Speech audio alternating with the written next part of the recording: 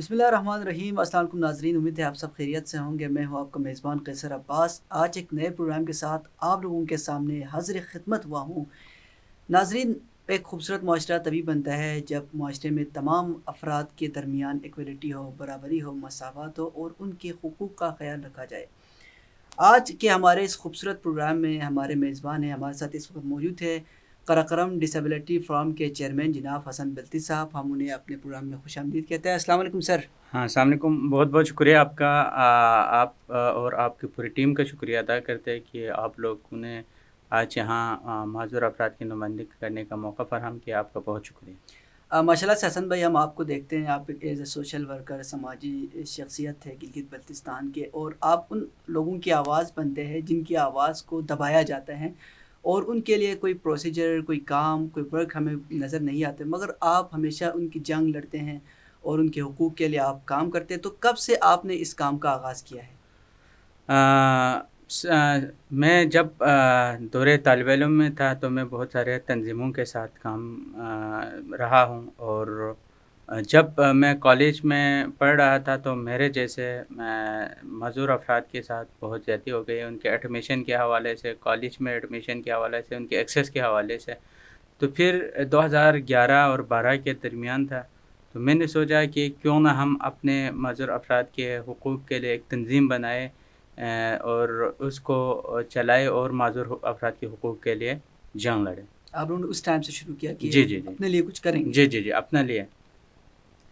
تو مجھے یہ بتائیں حسن بھائی کہ یقینی بات ہے آپ کو بہت سارے مشکلات پیش آئے ہوں گے اس راہ میں، تو ابھی اس وقت آپ کو کون کون سی جو ہے چیلنجز کا سامنا ہے، اور آپ چاہتے ہیں کہ جو موجودہ حکومت ہے، خالد خورشید صاحب کی جو حکومت ہے، پی ٹی آئی کی جو حکومت ہے جی بی میں، آپ کا کیا مطالبہ ہے ان سے کہ آپ کی یہ مسائل حل ہو جائیں؟ یہ مطالبہ میں پہلے آپ کو کچھ باتیں بتاتا چلوں کہ جو سابق دور ادوار میں جو کام ہوئے ہیں اس پہ کوئی کام ابھی پروسیس میں ہے، اس حوالے سے میں بات کروں کہ گلگت بلتستان حکومت کی طرف سے، سابقہ حکومت کی طرف سے، حافظ نون لیگ کی حفیظ حکومت، جی جی حافظ جی الرحمان صاحب حافظ کی۔ حفیظ الرحمان کی حکومت کی طرف سے افراد باہیں معذور گلگت بلتستان کے ایکٹ 2019 کو اسمبلی سے بار اکثریت سے پاس کیا، اور اس کو گزٹ آف پاکستان سے چھپوا کے پھر ابھی گلگت بلتستان کے جو ہمارے سیکٹری صاحبان ہیں اور دوسرے جو ادارے ہیں ان کے ٹیبلوں پہ پڑے ہوئے، ان پہ کوئی امپلیمنٹیشن کی طرف ابھی قدم نہیں اٹھا رہے ہیں۔ اور ہمارا یہ بھی مطالبہ ہے کہ اس کی امپلیمنٹیشن کی طرف لے کے جائے، اور معذور افراد کے جو مشکلات ہیں، جو اس ایکٹ میں ہم نے جو بنایا ہے، اس ایکٹ کے اندر جو چیزیں ہیں وہ امپلیمنٹ اچھا، ہوں۔ جو کوشش آپ نے کیا ہے ایکٹ کو پاس کرانے کے لیے، جو کہ آپ ڈسیبلٹی فارم کے لیے جو آپ لوگوں نے ایک محنت کی ہے کہ یہ جو معذور افراد کے لیے جو ایکٹ آپ لوگوں نے پاس کیا، تو یہ نون لیگ کی دور حکومت میں آپ کا یہ جی پاس جی ہوا؟ جی انہوں نے اب اس میں یہ ہے کہ انہوں نے بھی وہ جب ہم نے ایکٹ کو اسمبلی کے اندر لے کے گئے، ان کے ٹیبل پر پہنچایا، تو انہوں نے بھی کافی اس کو روک کے رکھا۔ پھر ہم نے سوچا کہ معذور افراد گلگت بلتستان ہمارا اوور آل جی بی کا ایک تنظیم ہے، alliance of special person Gilgit Baltistan کے نام سے، جو کہ جتنے بھی ڈی پی اوز ہے، ڈی پی اوز کا مطلب ہماری زبان میں کہ ڈسیبل پیپل آرگنائزیشن، جتنے بھی گلگت بلتستان میں اس وقت 18 سے 20 ڈی پی اوز ہے، وہ سارے اکٹھے ہو گیا گلگت میں اسمبلی کے سامنے فروری کے مہینے میں، سردی کے اس مہینے شدید میں، سردی میں؟ شدید سردی میں ویل چیئر یوزر کو لے کے ہم نے وہاں احتجاج کیا 2 دن۔ احتجاج کرنے کے بعد اس کو اسمبلی نے پروسیس کر کے اگست 2019 میں اس کو باقاعدہ اسمبلی نے پاس کر دی۔ تو اس کے علاوہ حفیظ الرحمان کی طرف سے گلگت بلتستان افراد باہیں معذوروں کے لیے 5 کروڑ کا ایک گرانٹ دیا، جس میں 1200 افراد جو کہ معذور افراد ہے وہ ان سے استفادہ حاصل کر سکے۔ کسی کو اسکالرشپ کے مد میں، اچھا، کسی 5 کروڑ انہوں نے گرانٹ دیا آپ لوگوں جی کو؟ جی جی کسی کو اسکالرشپ کی شکل میں، کسی کو ایک جو ہمارے جو ڈسیبلٹی کی جو کیٹیگری ہے، 5 کیٹیگری ہے، جی ایک فزیکلی ہے، ایک مینٹلی ہے، ایک ویژول اینڈ ہیئرنگ اسپیچ، اور ملٹیپل ڈسیبل۔ یہ جو 4-5 جو ڈسیبلٹی ہے، ان میں ہم نے ان کے کیٹیگرائز کر کے اس میں 10-10 15-15 بندوں کو ہر ڈسٹرکٹ سے ہم کر کے تقریباً جو ہے نا ان کو 50,000 تک کے گرانٹ پہنچائے ہیں۔ تو وہ اس دور میں ہوا. ابھی موجودہ حکومت اور وزیر اعلیٰ گلگت بلتستان اس وقت کے جو سابقہ حفیظ الرحمان صاحب ہے، اس نے اپنے جو لیے جو معذور افراد کے ساتھ رابطے کے لیے بھی ایک فوکل پرسن انہوں نے باقاعدہ نوٹیفائی فوکل پرسن ندیم صاحب کو. جی امجد ندیم صاحب اس میں نوٹیفائی فوکل پرسن تھا. تو اس نے معذور افراد کی مشکلات کو وزیر اعلیٰ تک پہنچانا، اور وزیر اعلیٰ جو ہے نا وہ میرے خیال میں حفیظ الرحمان صاحب انٹرسٹ لیتے تھے اس حوالے سے، ورنہ وہ فوکل پرسن ہی نہ بنا دیتے. تو انہوں نے فوکل پرسن بھی بنایا ہے، گرانٹ بھی آپ لوگوں کو دیا ہے.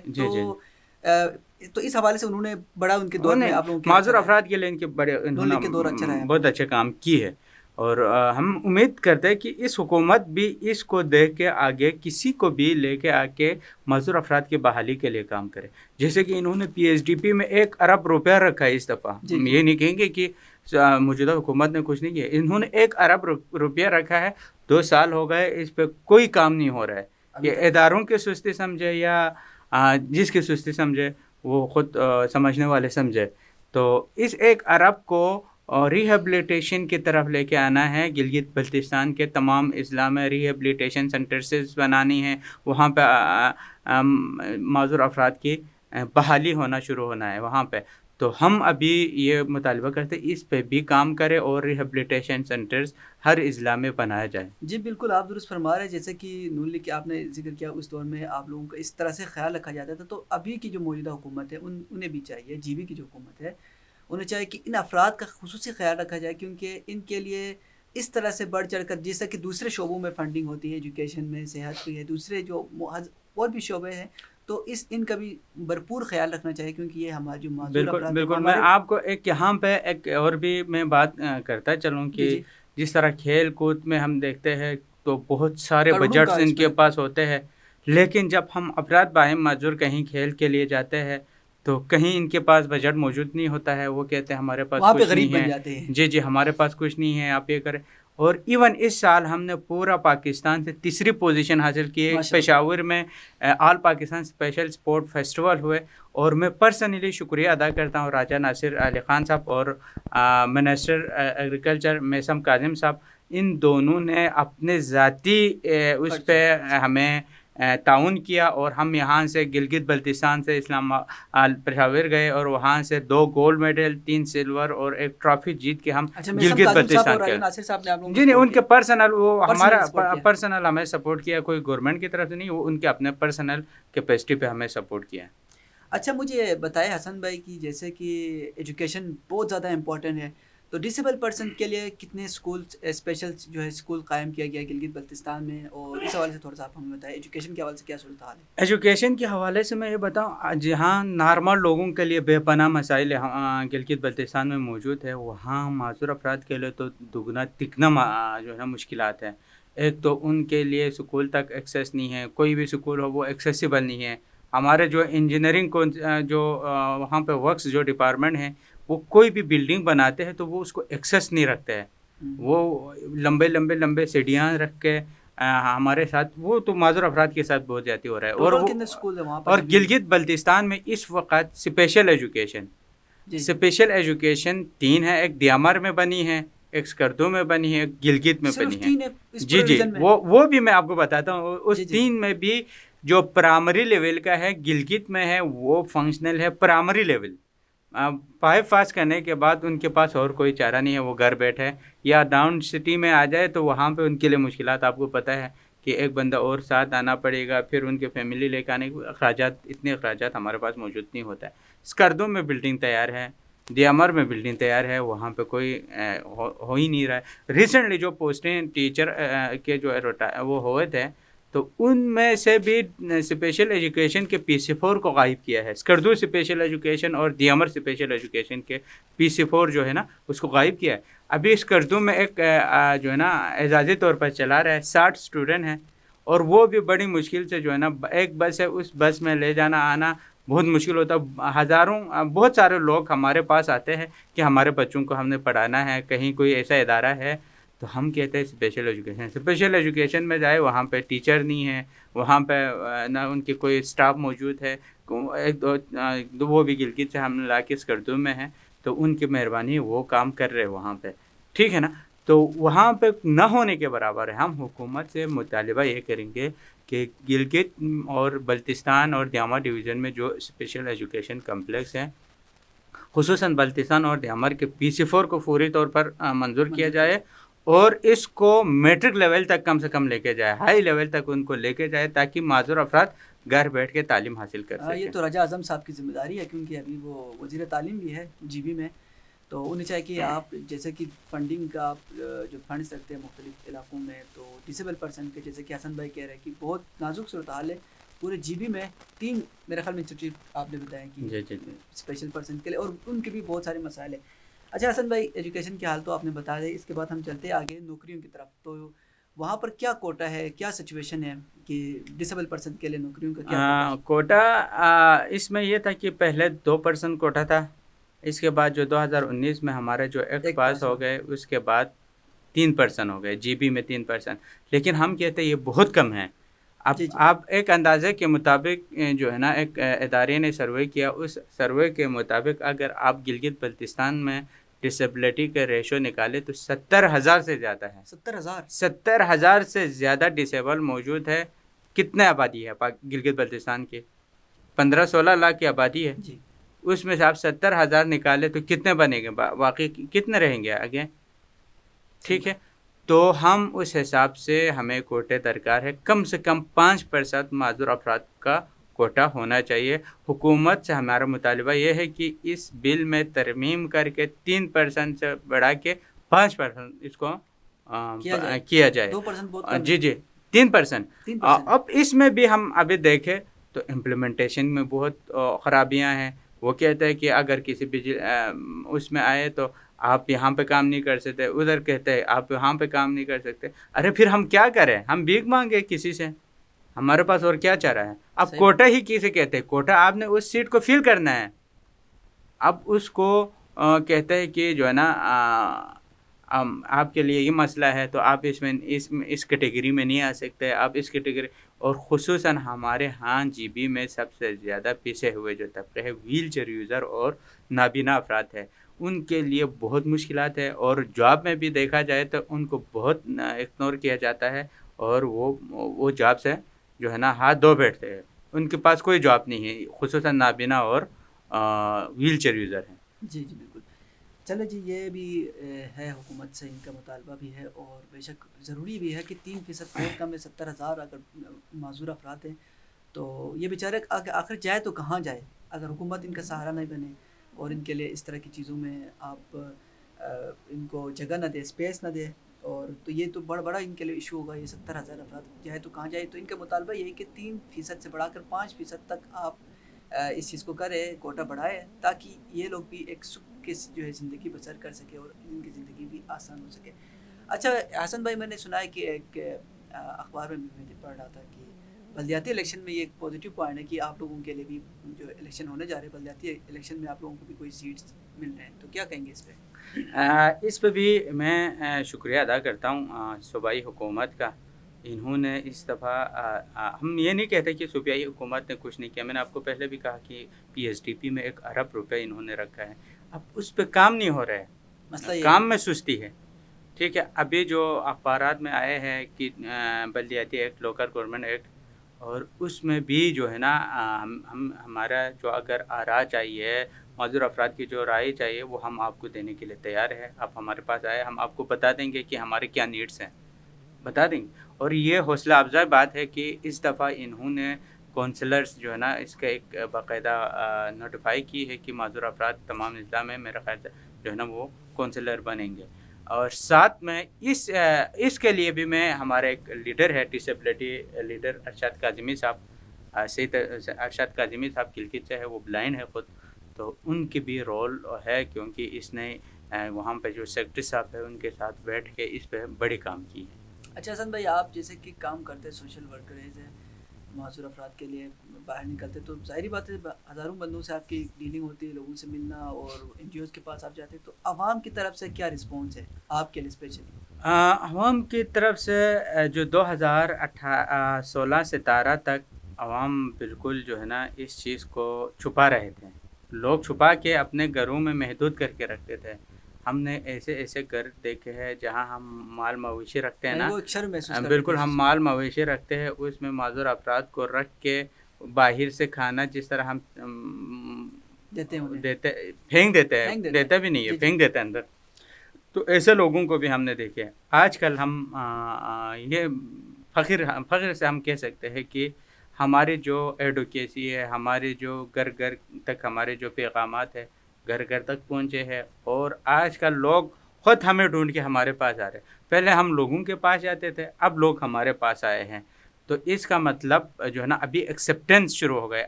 ابھی میں معذور ہوں تو پہلا میں اپنے آپ کو معذور نہ سمجھوں تو وہ جو ہے نا جب تک میں اپنے آپ کو معذور نہ سمجھوں تو کامیاب نہیں ہے، بندہ کامیاب نہیں ہے، کسی کونے میں پڑے رہتے ہیں. ابھی مجھے اپنے معذوری پہ فخر ہے، میں اپنے معذوری کو مجبوری نہیں سمجھتا ہوں، میں بلکہ فخر کرتا ہوں اور میں اپنے حقوق کے لیے آگے نکلتا ہوں. کئی لوگ مجھے کہتے ہیں کہ آپ معذور نہیں ہیں، تو میں کہتا ہوں کہ آپ کے کہنے پہ کیا فرق ہوتا ہے. میں ہوں، میرے اس میں یہی ہے. تو اللہ نے مجھے اور بھی بہت جگہوں پہ جو ہے نا صلاحیت دی ہے، میں اپنے صلاحیت کو منوا دیتا ہوں. اچھا حسن بھائی، یہ جو پروسیجر ہے آپ کام کرتے ہیں، تو کوئی خوبصورت لمحہ یا ایک خوبصورت واقعہ جو آپ نے جب سے اس چیز کا آغاز کیا ہے کہ آپ کے ذہن میں ہو یار، جو آپ کو ہمیشہ یاد رہے؟ اچھا، وہ لمحہ میں ہمارا ایک محسن ہے، جی ٹھیک ہے، وہ لمحہ تھا کہ جب 2017-18 میں ہمارا ایک دوست ہے فوجی آفیسر جنرل احسان محمود صاحب. احسان محمود صاحب، جی جی جی. تو وہ 62 بریگیڈ تھا اسکردو میں. جی جی تو جب ہم نے وہاں پہ ایک ایونٹ کیا، اس ایونٹ میں اس کو ایز اے گیسٹ ہم نے بلایا، تو انہوں نے ہمیں بلایا، آفس میں لے کے گئے، پھر آفس میں ان کے ساتھ گپ شپ کرتے رہے. تو پھر وہ وہاں سے ٹرانسفر ہو گئے یہاں اسلام آباد آئے. پھر اس کو میجر جنرل جب بنے تو میں محرم کے 4 تاریخ تھا، تو میں گھر میں بیٹھا ہوا تو رات کو مجھے ایک ان نمبر سے کال ہے. پھر اس نے کہا، میں وہ بلتی میں بولتے ہیں نا جی جی کہ فونو کہتے ہیں، فونو کدھر ہو؟ کہا. میں نے کہا میں گھر پہ ہوں. تو میں اسکردو آیا ہوں، آپ کو پتہ ہے؟ تو میں نے کہا پتہ نہیں ہے. تو اس نے کہا ابھی میرے پاس آ جاؤ. میں پھر اس کے پاس کیا تو اس نے مجھ سے پوچھا کہ یہاں پہ معذور افراد کی کیا مسائل ہیں. تو میں نے کہا اس طرح مسائل ہے، اور اس نے کہا کہ اس کو حل کیسے کر سکتے ہیں، اس کے حل کی طرف آپ نکلیں. تو میں نے کہا اس کو پیسے دے کے اس کے حل نہیں ہے. آپ ان کو پیسے دیں گے وہ بھکاری بنیں گے. آپ ان کو اپنے پاؤں پہ کھڑا کرنے کے لیے ان کو ہنر دے دیں اور ان کو جو ہے نا اپنے پاؤں پہ کھڑا کریں. تو اس نے کہا ٹھیک ہے آپ دعا کریں، میں آتا ہوں. اچھا یوں ایسا ہوا کہ 3 دسمبر جب ہوتا ہے نا، 3 دسمبر ورلڈ ڈسیبلٹی ڈے ہے، معذوروں کے عالمی دن ہے. تو ہم نے اپنے کیبنیٹ کے ساتھ میٹنگ کی. میٹنگ کرنے کے بعد ہم نے جو ہے نا فیس بک پہ پکچرز دیا کہ ہم جو ہے نا 3 دسمبر کرنے جا رہے ہیں بہت بڑے دھوم دھام اس کے ساتھ.